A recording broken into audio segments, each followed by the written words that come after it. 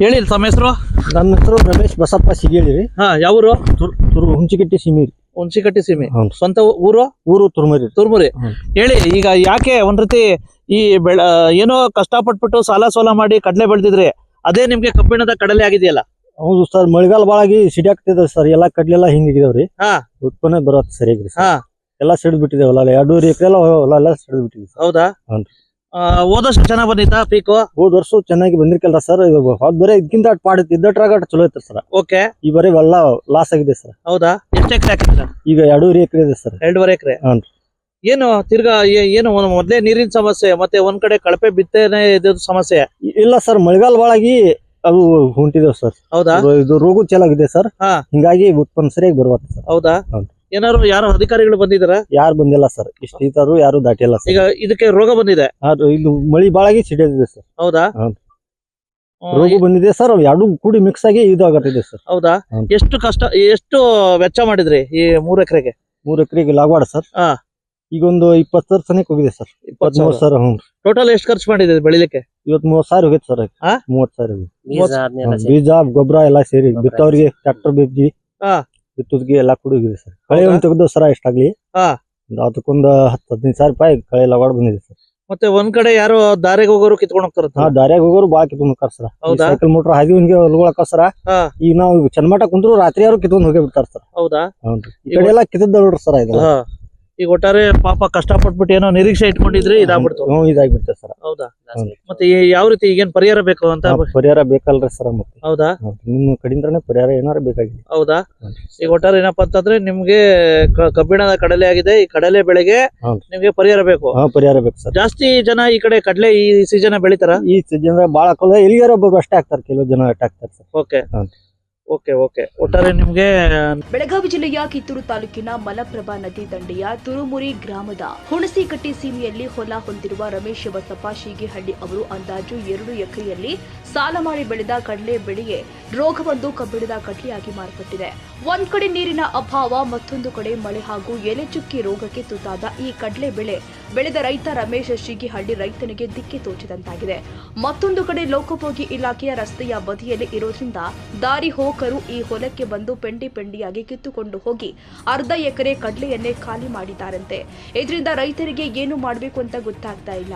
ಆದ್ದರಿಂದ ಇವರ ಮನವಿ ಮೇರೆಗೆ ನಮ್ಮ ನ್ಯೂಸ್ ಸಮೂಹದ ರಾಜ್ಯ ಉಪಸಂಪಾದಕ ಬಸವರಾಜ್ ಭೇಟಿ ಕೊಟ್ಟು ಸಮಗ್ರವಾಗಿ ವರದಿ ತಯಾರಿಸಿ ಬೈಲಹೊಂಗಲ ಕೃಷಿ ಇಲಾಖೆಯ ನಿರ್ದೇಶಕ ಬಸವರಾಜ್ ದಳವಾಯಿ ಅವರಿಗೆ ಕರೆ ಮಾಡಿ ಅಭಿಪ್ರಾಯ ಸಂಗ್ರಹ ಮಾಡಿ ಬೆಳಕು ಚೆಲ್ಲುವ ಕೆಲಸ ಮಾಡಿದ್ದಾರೆ. ತಮ್ಮ ಹೆಸರು?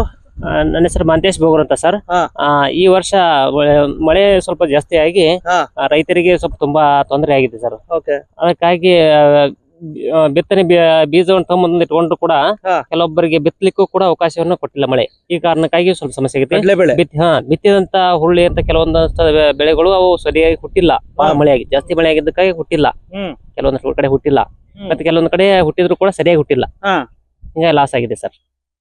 ಓಕೆ. ಏನಪ್ಪಾ ಅಂತಂದ್ರೆ ನಿಮ್ಗೆ ಕಡಲೆ ಬೆಳೆಗೆ ವಿಶೇಷವಾಗಿ ಪರಿಹಾರ ಬೇಕು ಸರ್. ಹಲೋ, ಹಾಯ್, ನಮಸ್ಕಾರ. ನಾನು ಬಸವರಾಜ್ ಮಾತಾಡ್ತಾ ಇದ್ದೀನಿ, ಪತ್ರಕರ್ತರು. ನಾನಿವತ್ತು ಒಂದ್ ರೀತಿ ಕಿತ್ತೂರು ವಿಧಾನಸಭಾ ಕ್ಷೇತ್ರದ ಕಿತ್ತೂರು ತಾಲೂಕಿನ ಒಂದ್ ರೀತಿ ತುರ್ಮುರಿ ಮತ್ತೆ ಹುಣಸಿಕಟ್ಟೆ ಮಧ್ಯೆ ಬಂದಿದ್ದೀನಿ. ವಿಶೇಷವಾಗಿ ಎಲ್ಲ ಒಂದ್ ಕಡೆ ಈ ಕಡೆ ಭಾಗದಲ್ಲಿ ಏನು ಚಳಿಗಾಲದ ಚಳಿಗಾಲದ ಹಂಗಾಮಿನ ಬೆಳೆ ಅಂದ್ರೆ, ಪ್ರಮುಖ ಬೆಳೆ ಅಂದ್ರೆ ಕಡ್ಲೆ. ವಿಶೇಷವಾಗಿ ಕಡ್ಲೆ ಸಾಕಷ್ಟು ಒಂದ್ ರೀತಿ ಈ ಬಾರಿ ಏನಪ್ಪಾ ಆಗಿದೆ ಅಂದ್ರೆ ಎಲ್ಲ ಒಂದ್ ಕಡೆ ಬೆಳೆದ ರೈತನ ಪಾಲಿಗೆ ಒಂದ್ ರೀತಿ ಕಣ್ಣೀರಾಗಿದೆ ಅಂತಾನೆ ಹೇಳ್ಬೋದು. ಯಾಕಪ್ಪ ಅಂತಂದ್ರೆ ಮೊದ್ಲೇ ಒಂದ್ ಕಡೆ ಕಳಪೆ ಬಿತ್ತನೆ ಬೀಜ, ಮತ್ತೊಂದ್ ಕಡೆ ವಾತಾವರಣದ ಪರಿಸ್ಥಿತಿ, ಒಂದ್ ಕಡೆ ನೀರಿನ ಸಮಸ್ಯೆ. ಇದರ ನಡುವೆ ರೈತ ಸುಮಾರು ಒಂದು 2.5 ಎಕರೆ ಇದ್ರಲ್ಲಿ ಎಲ್ಲ ಒಂದ್ ಕಡೆ ಸಾಕಷ್ಟು ಕಷ್ಟಪಟ್ಬಿಟ್ಟು ಸಾಲ ಸೋಲ ಮಾಡಿ ಬೆಳೆದಿರ್ತಾನೆ. ಆದ್ರೆ ಅದು ಫಸಲು ಬಂದಾಗೆ ಗೊತ್ತಾಗಿದ್ದು ಪಾಪ ರೈತರಿಗೆ ಎಷ್ಟು ಸಮಸ್ಯೆ ಆಯ್ತು ಅಂತ ಹೇಳ್ಬಿಟ್ಟು. ಏನಪ್ಪಾ ಈ ಸ್ಟೋರಿ ಅಂತೀರಾ? ಎಲ್ಲ ಒಂದ್ ಕಡೆ ರೈತನ ಒಂದ್ ರೀತಿ ಬಾಳಿಗೆ ಕಬ್ಬಿಣದ ಕಡಲೆ ಆಯ್ತೆ ಈ ಒಂದು ಕಡಲೆ ಬೆಳೆ ಅಂತಕ್ಕಂಥ ಸ್ಟೋರಿಗೆ ಸ್ವಾಗತ. ನಾನು ನಿಮ್ಮ ಬಸವರಾಜು. ಈಗ ತುರ್ಮುರಿ ಗ್ರಾಮ, ಕಿತ್ತೂರು ತಾಲೂಕ್ ತುರ್ಮುರಿ ಗ್ರಾಮದ ಅಲ್ಲಿ ರಮೇಶ್ ಬಸಪ್ಪ ಶೀಗಿಹಳ್ಳಿ ಅಂತ ಹೇಳ್ಬಿಟ್ಟು ಒಂದ್ 3 ಎಕರೆ ಜಮೀನಲ್ಲಿ ಕಡಲೆ ಬೆಳೆ ಬೆಳೆದಿದ್ದ. ಪಾಪ ಅವನು ರಸ್ತೆ ಸೈಡೆ ಬೆಳೆದಿದ್ದ. ಅದ್ ಏನಾಯ್ತಂದ್ರೆ ಒಂದು ಈ ಎಲೆ ರೋಗ ಅಂತ ಬರುತ್ತೆ ಗೊತ್ತಾ ಸರ್? ನೋಡ್ರಿ ಆದ್ರೆ ಇದೇನ ಚಿಪ್ಪಿ ಕಡ್ಲೆ ಬೆಂಗಾಲ್ಗಳಮ್ಮನ ಹಾ ಹಾ ಹಾ ಹಾ ನೋಡ್ರಿ ಸರ್ ಅದರಿಂದ ಅರ್ಧ ಲಾಸ್ ಆಯ್ತು. ಮತ್ತೆ ರೋಡ್ ಸೈಡ್ ಇರೋದ್ರಿಂದ ಕೆಲವರೆಲ್ಲ ಹಿಂಡಾಗಿ ಪೆಂಡೆ ಕಿತ್ಕೊಂಡು ಹೋಗ್ಬಿಟ್ಟವ್ರೆ. ಒಂದು ಅರ್ಧ ಎಕರೆ ಖಾಲಿ ಮಾಡ್ಬಿಟ್ಟವ್ರೆ. ನೋಡ್ರಿ ಹಾಗಾಗಿ ಬಹುತೇಕ ಏನಪ್ಪಾ ಅಂತಂದ್ರೆ ಆ ಚುಕ್ಕಿ ಎಲೆ ರೋಗದಿಂದನೇ ಅರ್ಧ ಲಾಸ್ ಆಗಿದೆ. ಹಾಗಾಗಿ ಅದನ್ನ ವರದಿ ಚೆಲ್ಲಕ್ ಹೋಗಿದೆ. ಹಾಗಾಗಿ ನಿಮ್ ಗಮನಕ್ಕೆ ತಗೊಬಂದೆ. ದಯವಿಟ್ಟು ಅವನಿಗೆ ಸಾಧ್ಯವಾದ್ರೆ ಅಟ್ಲೀಸ್ಟ್ ಬೆಳೆ ಪರಿಹಾರ ಇದ್ ಮಾಡ್ಬೇಕು ಅಂತ ನನ್ನ ವಿನಂತಿ ರೈತನ ಪರವಾಗಿ. ಹೌದ್ರಿ ಸರ್? ಹಾ ಸರ್. ಅದನ್ನ ಅವ್ರದ್ದು ಡೀಟೇಲ್ಸ್ ಕೊಡನ್ರಿ, ನೋಡೋಣ. ಅದನ್ನ ನಾನು ವಿಸಿಟ್ ಮಾಡ್ತೀನಿ, ಮಾಡಿಸ್ಕೇರಿಂದ ರಿಪೋರ್ಟ್ ಮಾಡೋದಾರ ಮಾಡಿಸ್ತೀನಿ.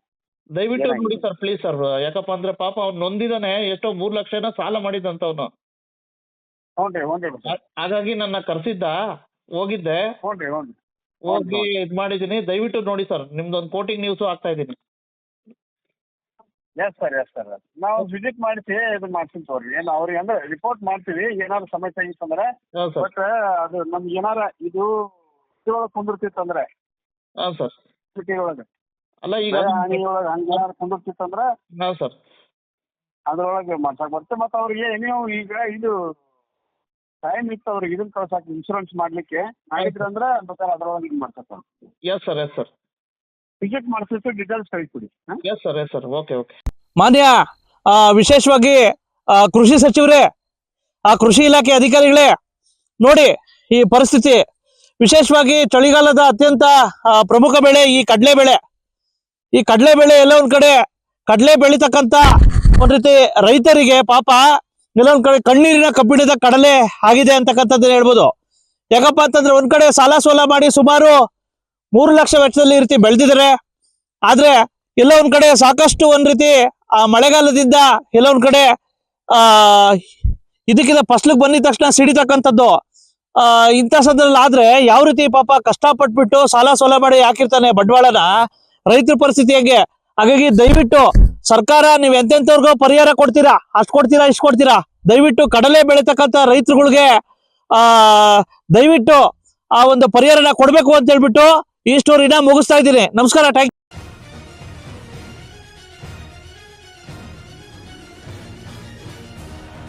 ಕನ್ನಡಿಗರ ಮೆಚ್ಚಿನ ನಿಮ್ಮ AJ 24/7 ನ್ಯೂಸ್ ಕನ್ನಡ ವಾಹಿನಿ ಇದೀಗ ಟಿವಿಯಲ್ಲಿ ಲಭ್ಯ. ವೇಳೆ ನೋಟಿಸ್ ಕೊಟ್ಟಿದ್ರೆ ವಾಪಸ್ ತಗೋತೀವಿ. ಇವತ್ತು ವಕ್ಫ್ ಪ್ರಾಪರ್ಟಿ ಅಂತೇಳಿ ಬರ್ತದೆ ಅಂತ ಹೇಳಿದ್ರೆ ರೈತರ ಬೀದಿಗೆ ಬದಲು ಏನ್ ಮಾಡ್ಬೇಕಾಗತ್ತೆ? ಯಾರು ವೋಟ್ ಹಾಕಿಲ್ಲ ಅಂದ್ರೆ ಗ್ಯಾರಂಟಿನೆಲ್ಲ ಸ್ಟಾಪ್ ಮಾಡ್ಬಿಡ್ತೀವಿ.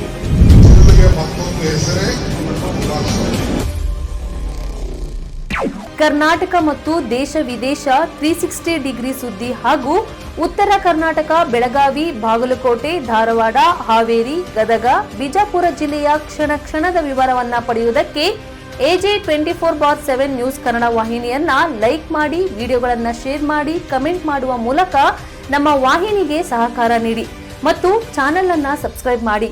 ಧನ್ಯವಾದಗಳು.